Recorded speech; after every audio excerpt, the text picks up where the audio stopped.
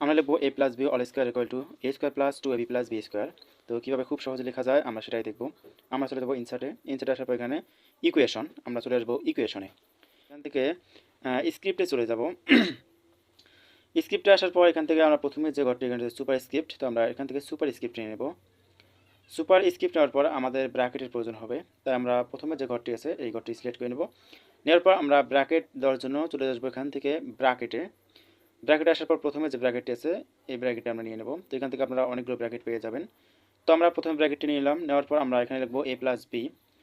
তো আমরা কিবোর্ড থেকে এ প্লাস বি লিখবো, এটা সিলেক্ট করে কিবোর্ড থেকে লিখবো এ প্লাস বি। তো আমরা এ প্লাস বি লিখলাম, এখন আমরা স্কোয়ারটা দিব। তো এর জন্য আমরা উপরে যে ঘরটি আছে এই ঘরটিতে ক্লিক করব, ক্লিক করার পর কিবোর্ড থেকে 2 লিখে দিব। তাহলে হয়ে গেল এ প্লাস বি অল স্কোয়ার। এখন আমরা বাইরে একটা ক্লিক করে সমান সমান দিব, কিবোর্ড থেকে সমান সমান দিয়ে নিব। তো সমান সমান দেওয়ার পর আমরা এখানে দেখতে পাচ্ছি A square plus two AB plus B square. তখন আমরা A square plus two AB plus B square এটা লিখবো। তো এটা লেখার জন্য আবার আমরা চলে আসবো স্ক্রিপ্টে, আসার পর সুপার স্ক্রিপ্টে আসার পর প্রথমের ঘরে আমরা লিখবো এ এবং উপরে ঘরটাতে আমরা 2 লিখবো।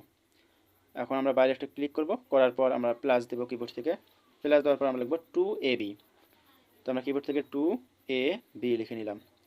এখন আমরা আবার প্লাস দেবো, দেওয়ার পর আমরা বি স্কোয়ার লিখবো। তো বি স্কোয়ার লেখার জন্য আবার চলে আসবো স্ক্রিপ্টে, আসার পর সুপার স্ক্রিপ্ট নেব। নেওয়ার পর প্রথমের ঘরে লিখবো বি এবং পরের যে ঘরটি আছে সেটাতে লিখবো আমরা এ স্কোয়ার। তো আমরা এভাবে খুব সহজে বীজগণিতের সূত্রগুলো লিখতে পারবো।